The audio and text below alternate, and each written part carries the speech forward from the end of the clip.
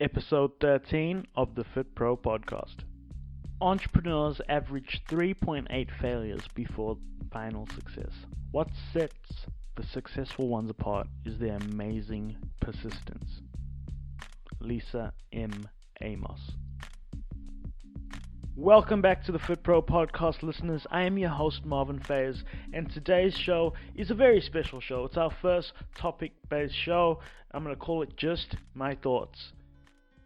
Today's show is just my thoughts on network marketing and why fit pros, fitness professionals, and people that are generally entrepreneurial are attracted to network marketing.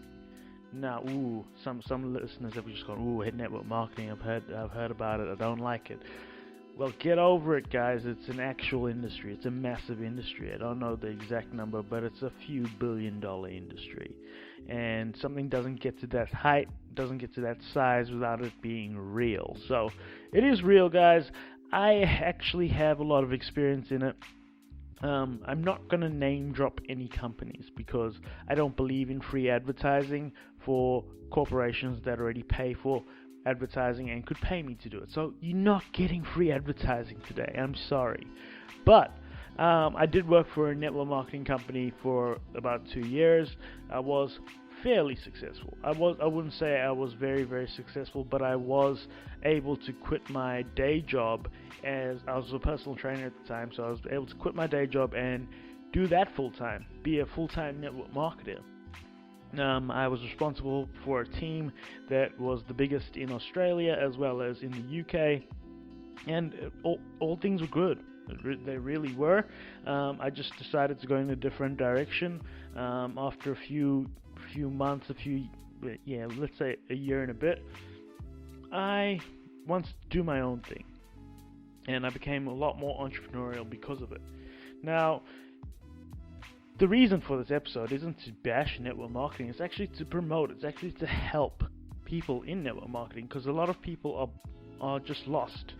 They sign up to a network marketing company because they think that they are going to get rich overnight, even though a good mentor or a good person that signs them up actually explains to them that this isn't an overnight thing. It's not get rich quick schemes. All right, these are actual businesses if you want to make them actual businesses.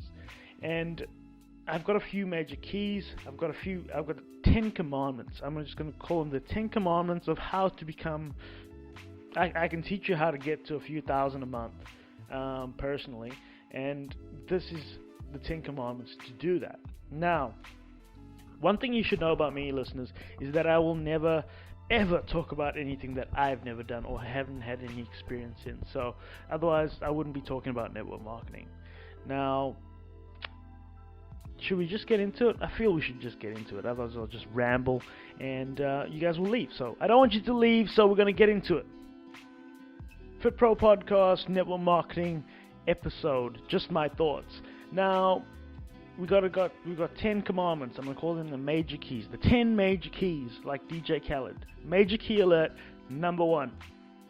Most network marketing companies are product-based, but there are a few service-based ones. If they are product-based, use your product religiously.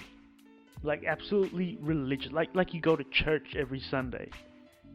Use them to the point where it replaces all your other supplements. If it's a supplement of any sort, if it's a product, if it's a multivitamin, whatever it is, just use it. Use your product and know your product. I've met so many network marketers from so many different companies that have no idea what is in their product. If you want to be a good network marketer, you need to know what's in your product. Not just the shit they tell you, the hype they tell you. You need to know how your product works.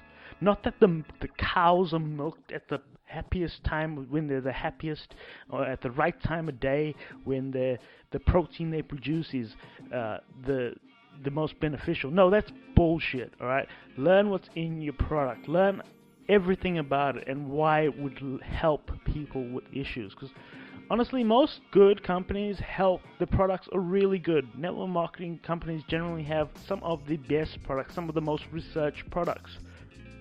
one thing you need to know about the product industry, the supplement industry, is they're all fucking cowboys. They don't have to be FDA approved. They don't have to do a lot of things. That's what supplement companies are. They're fucking cowboys. And when you find a network marketing company with a good product that's been around for a few years, let's say 10, okay, because a lot of them go bust real quick.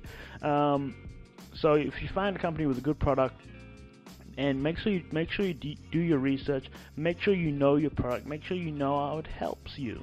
Right? That's the major key number 1. Major key number 2. Network marketing is what has made me extremely entrepreneurial. It's entrepreneurial because it helps you grow your mind through personal development. Personal development, I had no idea what that even was until I started in network marketing. Generally, they have a great training scheme. They teach you like skills that you didn't have before, so how to become a successful business person, not only a network marketer, but a successful business person. Read the books, watch the webinars. Most importantly, self-development. Make yourself better than you are today, because look, I don't know who used to say it, but it was along the lines of, the same mind that got you into the problem you're in now cannot get you out of it. You need to develop yourself so that you can get new learning so that you can get out of it. Now, the person you are when you begin in network marketing isn't the person you are when you become successful in network marketing. Just get that straight. If you try and hold on to who you were before you joined network marketing, you generally won't go very far. Alright, you need to learn, you need to grow. Personal development is key. It's a major key. Major key number 3. You need to host events. Okay, you need to be able to be a leader in network marketing. If you want to be successful in network marketing, you got to become a leader. You got to be the person that stands up in front of the crowd. Okay, the person who's on stage, the person in front of the crowd and that readily gets up in front of the crowd is generally making more than the people that are in the crowd watching. Major key. You got to be confident. You got to be the leader. You got to be holding those events multiple times a week so that you can get the exposure. Even if every time you get maybe 2 or 3 people rock up. It's a numbers game. Eventually you're going to get, those 2 are going to turn into 4, those 4 are going to turn into 8, those 8 are going to turn into 16, and it'll double. We were holding events at one point with 65 people at my house on a weekday. Alright, so you can get to that point, you just need to take time. I'll tell you a little story about when I first started in network marketing. When I first started, guys, I approached everybody like you do. I decided I'm going to hold an event within my first 48 hours. I held an event. I invited 10 people over. Guess how many people showed up? Guess. I bet you'd probably be close by being an ass, but it was one. One person showed up. One fucking person showed up. Do you think that stopped me? No. I kept working. The next event I had 2 people showed up. Next event I had 3 people show up. It was a slow drip, but then it turned into a stream. Alright guys, you gotta start somewhere. Most people get discouraged when they ask 10 and 1 shows up. How do you think door-to-door salesmen feel? Alright, you think network marketing is hard. Try door-to-door salesmen. Alright, strangers every day. Now, it's not hard. You just gotta have that mindset. Now, you're gonna see a lot of rejection, and that's where the mindset comes in. You gotta be able to get past that. Every no leads to a yes. Remember that. Every no leads to a yes. There's gonna be a lot of quotes in this episode. Make sure you're paying attention. So that was number 3, host events. Major key number 4, attend events. Okay, not only do leaders host events, they attend events to leverage their success so that the newest person can then feed off that success. So then they can introduce their guests that have never heard about the product or the service to somebody that's more successful than their friend. You add credibility to somebody else. Okay, it's the credibility triangle. Look that up. Okay, if you don't know about the credibility triangle, look that shit up. It'll definitely help. So yeah, attend events, be present at everyone. The smallest one, the biggest one, attend them. If they're in your area, attend them. I was attending an event every night. In my prime in the industry, I was attending an event every night. So you need to do the same. You probably could do it smarter than me. I was burning the candle on both ends, but you just need to be grinding. That's what they mean when they say grind. A lot of companies are, you just got to grind, man. What the grind means is doing the things that nobody else wants to do to get the results that nobody else has. All right? Quotables. So all over the place. Major key number 5. Approach your family and friends, but do not decapitate them. Do not be like, I don't know what the word is, but just somebody that doesn't want to drop their shit. All right? So when you approach your family and friends, just let them know what you're doing. Don't ask for anything. Oh, just please buy my stuff. No, that's not what you do. What you do is you just approach them, and if you have a family like mine that supports all the decisions that I make, generally they'll see the upside to it, and they will like to support you. You're their kid, or you're their cousin, or you're their nephew. I don't know. Approach everybody in your family. They're your first point of contact, but do not alienate them. All you're looking to do is build your confidence, because they're gonna say no, but they're gonna say no in a nice way. Make sure you wait until you get people that say no in a nasty way. That will test your resolve. But approach your family and friends. Just do it in a nice way, guys. Just approach them and say, hey, I've started this company, blah, blah, blah, blah, blah. Look, they're either going to say yes or no. And from there, you can start building up a small little base, get your confidence up until you're approaching strangers. Okay? Major key number 6. This was a big thing in the company I was a part of, and it actually did help a lot. Write a list of 100 people you know. Oh, but Marvin, I don't know 100 people. Yes, you fucking do. Everybody knows 100 people. Okay, even 150. More than 150, probably not. Okay, you don't know more than 150 people. Not on the level where they can call you their friend. Maybe acquaintances and shit, but it's proven. All the way back to when we were monkeys climbing on trees. Monkeys can't have groups bigger than 150. Once they reach 150, one of them says, fuck this, I'm going to start my own group, and they piss off and start their own group of 150.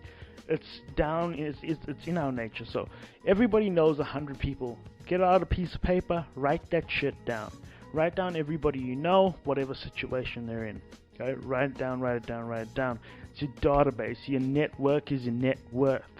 Your network is your net worth. Alright? Let me just have a quick drink. Listen to the music. Enjoy it.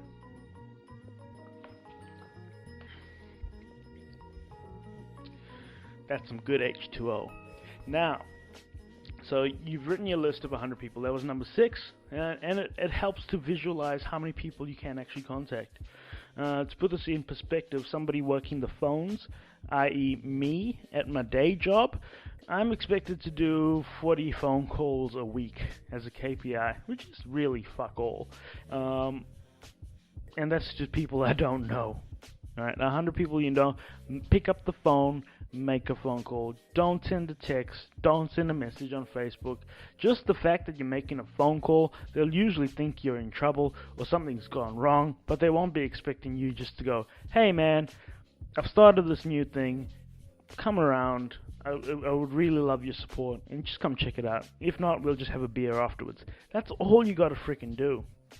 A friend and I had a thought a while back, a beer network marketing company would fucking make a killing, alright? Now, major key number 7. So you've made that list, which was number 6. Number 7 is communication. Re-up your communication. Get to know your list again. Because chances are you don't know everybody. You don't know their situation. You don't know whose mom or dad is sick. You don't know who hates their job. You don't know who is now a fitness professional. You don't know these things. So make sure you re-up communication so that you can find out where people are at. And you can basically see how your product can help. Because if you help enough people get what they want, you will get what you want. So if you have a product, say for example, that is I don't know, a protein shake that can help you put on, is clinically proven to help you put on 10 pounds of muscle in, what's realistic, 3 months. No, that's not realistic at all. Let's say 5 pounds of muscle in 3 months, alright? So, I have a product that can help you put on 5 pounds of muscle in 3 months. Do you not think that every guy that's just joined a gym, if you can show them facts that this will happen and it's not fucking steroids, that they will jump on it and be like, fuck my Optimum Nutrition off. Sorry, Optimum Nutrition, I love you. But fuck that off, and let me take this protein shake because it's going to give me results. Alright, so find out what people's situation are, and then you can sort of help them get what they want. Because 9 times out of 10, they don't want to join your company. They want to run away from whatever their pain is. They want to run away from either... Yeah, look, I could go on forever, but I won't. They just don't want to... They want to sort out their shit. They don't care about your shit, alright? So, figure out what they want. See how your product can help them. Plain and simple. That was number 7, I think. Number 8. Attraction is greater than hunting. Okay, for example, if I live in the desert somewhere, I would rather my food come to me than me run around looking for it and possibly get dehydrated and die. And that's the same for network marketing. You would rather people come to you than you go to people. Because people that come to you want something. You go to people, you want something. Alright, so attraction, become who you're looking for, become so valuable that people, they just want to come and ask you information, ask you advice, and you know where all that advice heads back to your sales funnel or to your product, how it can help their situation. Right? Attraction. Become really good at social media marketing. That's not spam your friends on Facebook. That is not spamming your friends on Facebook. That is posting pictures of your results. As simple as that. Or posting pictures of other people's results. It's simple, guys. It's simple. This is why it's so attractive to fitness professionals or personal trainers or anybody in the fitness field, because they can see how it can blend and mesh with what they're currently doing. So you'll find a lot of network marketers nowadays, and a lot of network marketing companies are tailored towards health and fitness, because that's the crowd that gets it. Okay, now, honey over salt. You get more things by using honey than you do salt. That's just plain and simple. Major key number 9: branding over being a sheep. Branding over being a sheep is so important, because you want to distinguish yourself. You do not want to be like everybody else. If your company has 100,000 people in it, there is only one of you. Why do you want to be like everybody else? Honestly, chances are 100,000 people, not everybody's eating, not everybody's successful. To be successful in network marketing, what you got to realize is that it's very competitive to get to the top. Like any other business, it's very competitive. Now, I saw something somewhere, or I read, it was in Millionaire Fastlane, the book. I forget who wrote it, but he talked about how if the cost of entry is too low, everybody can do it. But because the cost of entry is so low that everybody can do it, very few people become successful. You have to be exceptional in network marketing to become successful. The guys at the top are the ones that have been committed for a long time, the ones that have put in the work for a long time. It's not an overnight success story. Alright, it just isn't. So if you're looking for something that's overnight, fucking go somewhere else, because network marketing isn't for you. But back to my point of branding over sheep. Okay, so you gotta brand yourself, set yourself apart. The most successful people in this game are the ones that have realized that they have to transcend their product and service and their company and be something that's attractive in the marketplace. They are someone that has honey, and it attracts the bees, it attracts the flies, it attracts the bears, it attracts everything to them, so that all they got to do is point them in the direction that makes most sense to them, to help them out the best. So branding, get a logo, get a website, start a podcast, start a YouTube channel, start a Facebook page. Just do everything you can to set yourself apart, because the last thing you want to do is fall in line with everybody else. Just like in life, you don't want to fall in line like everybody else. Alright? Major key number 10. Start fast, but it's a marathon. So you need to start fast. You need to bust out of those gates and sprint. You need to be Usain Bolt for the first 100 meters. So your first 6 months, you need to be going in every single day. Go to work, do your 8-hour day, come home. This is what you do. You're a network marketer. You're approaching people, you're going to events, and you are being a product of your product. Okay? That's how you start fast. But it's a marathon in the long run. The people that are successful in network marketing are the ones that have been in it for decades. Realize this is a 5 to 10 year thing. Alright, it's a 5 to 10 year thing. You need to be willing to know, man, I'm not going to see great returns for the first 5 years, but do you know what? Every time I go to an event, there'll be less people from the previous year there, and I'll be the one on the top of the mountain. You just got to be willing to put in the time for 5 years. If I said you got to work for 5 years and then you don't have to work for anybody else ever again, most people would say, fuck yeah. But they don't see it. It's not relative, okay? You need to be able to know that it's going to be 5 years. And anybody that tells you otherwise is telling you bullshit, alright? So it's 5 to 10 year plan. I am passionate about this, guys, because I've been there. I have done most of it. I'm not by any means a successful network marketer, but I know how to do the initial things to find initial success, and these are them. Now, the thing with network marketing, guys, and why. So, should I just go over those again? I'll go over those again. I'm talking to my water bottle. But major key number 1: use your product religiously and learn your product. Major key number 2, grow your mind through personal development. Major key number 3, host events. Major key number 4, attend events. Major key number 5, approach friends and family first. Major key number 6, write a list of 100 people you know. Major key number 7, re-up on the communication. Find out what they're doing and see how your product can help them. Major key number 8, attraction is greater than hunting. Honey is better than salt. Major key number 9, branding over being sheep. Major key number 10, start fast, but it's a marathon in the long run. Now that we've got through the major keys, those are the most important things. So you can tune off if you want, but now we're just going to have a chat. Alright? So the reason why fitness professionals get attracted to network marketing, I think personally, is because we already have that mindset of, okay, you're your own boss straight away. That's why you became a personal trainer, for the flexibility, for the lifestyle. But you realize real quick that being a personal trainer, you lose hours.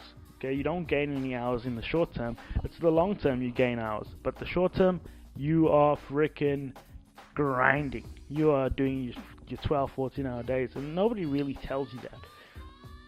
So from experience, that's what's going to happen. And you got to be willing to do that. So it's already network marketing-esque, because it's 5 to 10 years until you've got to made a name for yourself, right?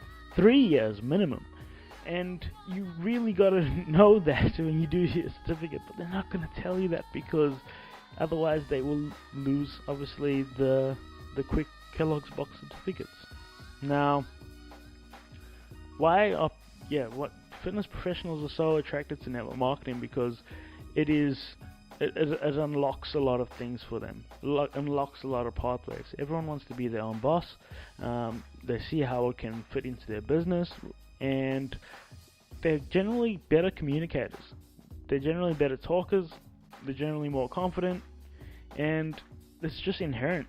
When you've been doing anything fitness related for a long time, you get confidence, and a lot more confidence than people that are withdrawn and in their shell all the time. So network marketing is a very out there thing, and people generally don't like it. There's a stigma around it. There's that pyramid scheme thing, which is all bullshit. I mean, there have been some throughout the decades, but man, every business is a pyramid scheme.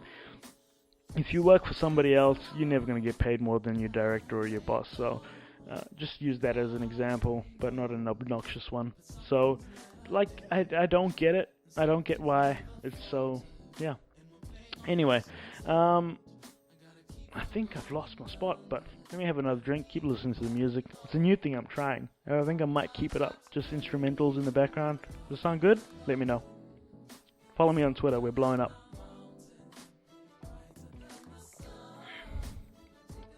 So, before I started this podcast, I put up some questions on Facebook and Twitter to see if I could get anybody that wants to interact with me, or anybody like me. And I got a few questions, which I will answer. So this is the Q&A section of just my thoughts. And I hope you like this, guys, because this is the raw, this is the real me, this is me talking off the cuff. I made a few notes, but this is just genuine. This is what's in my mind, and it's now on the mic, and it's now on the airwaves. Now, let's see. Facebook. Make sure you follow FitProPod on Facebook. Facebook.com/FitProPod. Hashtag shameless self-promotion. Love it. Come on, Marvin. You know how to use Facebook. Yes, I do. 1 second, guys. Cool. First question. Jade asks, what are the benefits for personal trainers financially and professionally to partner with MLM companies and build a residual income? I think they very much go hand in hand, Jade, because it's you can integrate it into your services really, really easily. Where I did this was when I was negotiating with my clients on how much it would cost for them to be part of my, basically get trained by me.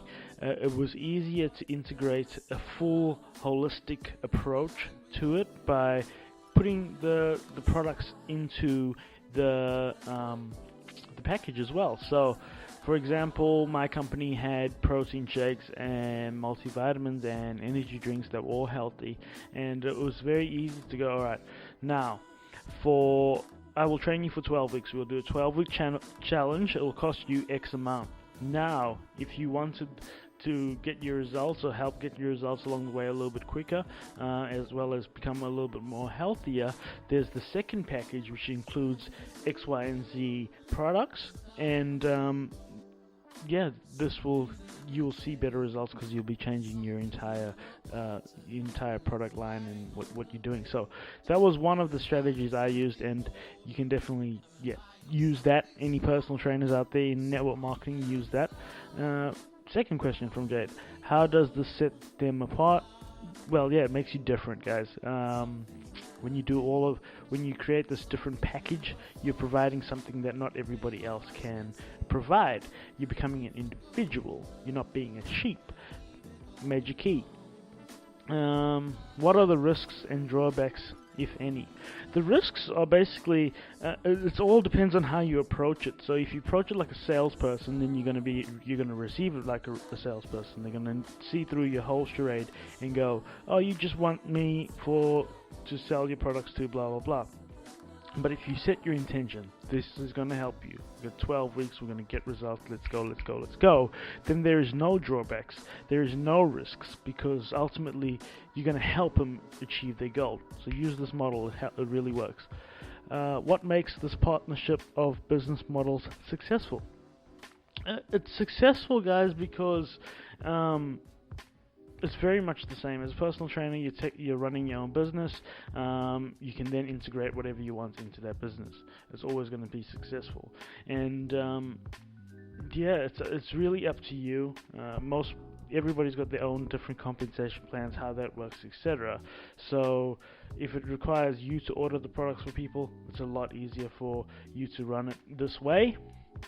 Whereas if they need to be on order delivery and they need to set it up, there could be a few ways around it. All you got to do is sit them down and help them set it up. Now, that being said, I think I've answered all the questions. Let's read those out again, Jay. Those are really good. What are the benefits for personal trainers financially and professionally to partner with MLM companies, build a residual income? How does this set them apart? What are the risks and drawbacks? What makes this partnership of business model successful? Hopefully I answered those questions correctly, Jade. Yeah, thanks for that question. That was really good. It's from Ivan. Why is there such a negative outlook on network marketing? It's because people do not know what they do not know. And it's a lot easier to stick your head in the ground and think everything else is magic and doesn't work. And look, people, they make the decisions not based on critical thinking, but on what other people have heard and what they've heard from other people. So they may or may not have had negative experience themselves, but someone close to them would have, and that's why they have a negative outlook. You only touch the stove once when it's hot when you're a kid, and then you never do it again because it hurts. Now, the same thing happens. So say their parents, it's generally the parents, to be honest. The parents get involved thinking it's a when they're younger, thinking it's a get rich quick scheme. They fail miserably, and then they hate it, and they tell everybody else, no, it doesn't work. And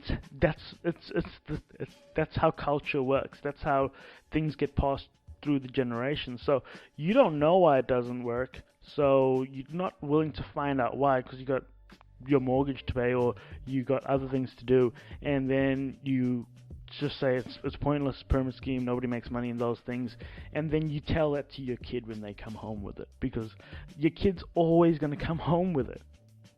Okay, so that's why people have such a negative outlook on network marketing, because a lot of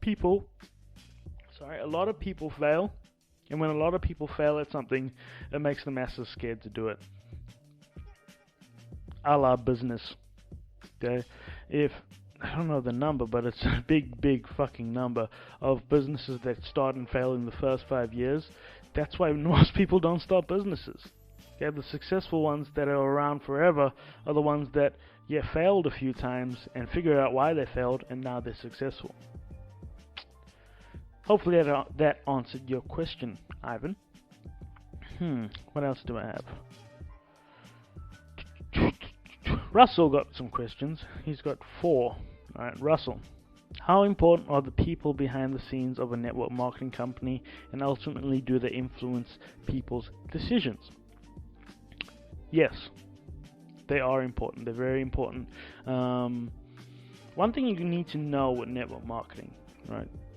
You're not running a business, you're not running a franchise. You are technically an employee that has the ability to earn exponentially more amounts of money than anybody else doing a general employee role in the real world, minus CEOs, etc. But the people behind the scenes are the ones that determine the price, they determine the product, they determine everything. So if you've never had a meeting where you're debating when or when not they should release a product, or what it should taste like, or what should be in it, or how you should market it, then you don't run a business, you're an employee. Alright, so the people behind the scenes ultimately steer the company. The CEO is generally the head of that serpent. So yeah, are product focused or service based companies? Are you product based or a service based company? I'm a nothing but I'm not in network marketing, man. When it was product focused, but there are plenty of service based companies. So yeah, I think maybe what he meant to say is choose something that works for you. Okay, some people don't like peddling products, some people like peddling services, but as long as it's helping everybody, I have no problem with it. Are people often attracted to the next shiny thing in network marketing? Answer is yes. You see people jumping around and joining different network marketing companies all the time. And generally the people that aren't successful or the most successful in one usually belittle the people that jump around. Now, there's nothing wrong with jumping around, but it's if you do it correctly. Okay, if it's not working for you, go find fucking something else that will work for you. And I don't... the The same people that bash people for jumping around network marketing companies are the first to say if you have a job that you hate, make sure you leave and go do something you love. So yeah, I'm not going to say any more about that. Is money still the biggest motivator and attractor to network marketing? To a network marketer? Yes, I would say. Well, I think the freedom is more attracting than the money. In my opinion, I'll answer this question from my point of view. In my opinion, money was important, and so was the freedom, because I saw an opportunity to be able to do what I love every day, and ultimately that backfired on me because I don't love running around every day and being at events and doing the webinars late at night all around the world. And as great as it is, I think I just enjoyed the leadership aspect a lot more than the actual business. So yeah, hopefully that answered your question. Let me check Twitter real quick. I did put something on Twitter. I'm heavily promoting Twitter. I'm actually really enjoying it. I never used it before until starting this podcast, but we've grown. So I started this page maybe 3 days ago, properly, like tweeting all the freaking time, and now we're over 100 followers. So happy 100 followers, Twitter. FitPro Podcast. So make sure you head to FitPro Podcast on Twitter and follow me. Send me a tweet. Is that the word? Tweeting. Alright. Now, I think that's it. That was the first Just Your Thoughts by me. Hopefully there's a few more. If you know any topics that you would like my thoughts on, make sure you leave a message on Facebook, or even better, message me on Twitter. I want to talk to my fans on Twitter. I want to talk to the listeners on Twitter. It's such a great platform for communication, and communication is key. Yeah, guys, I hope you really enjoyed that. One takeaway from all of this is you have to do the reps to get the results. You have to put in the work to get the results. People out there that look at network marketing as a get-rich-quick scheme have no fucking idea what they're talking about. So, when you see something that you want to do, when you have a part, when you have a vision, when you have a goal, alright, you got to do the reps to get the results. What that means is you have to put in the work to get the results. Nothing's for free in this world. You deserve what you put the time and effort into, and the proper time and effort into. You're not entitled. You don't want to be entitled in this world. Otherwise, you get stepped on. You don't get anything out of this world.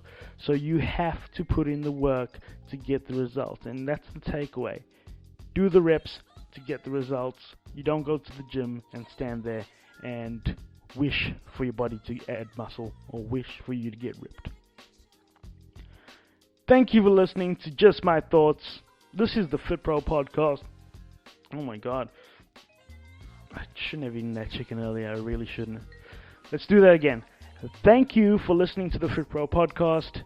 As always, make sure you leave a thumbs up, like this video on Facebook. Head to the website, leave a review on this episode. Head to Twitter, fitpropodcast.com. Talk to me, tweet me, and we're out. Peace.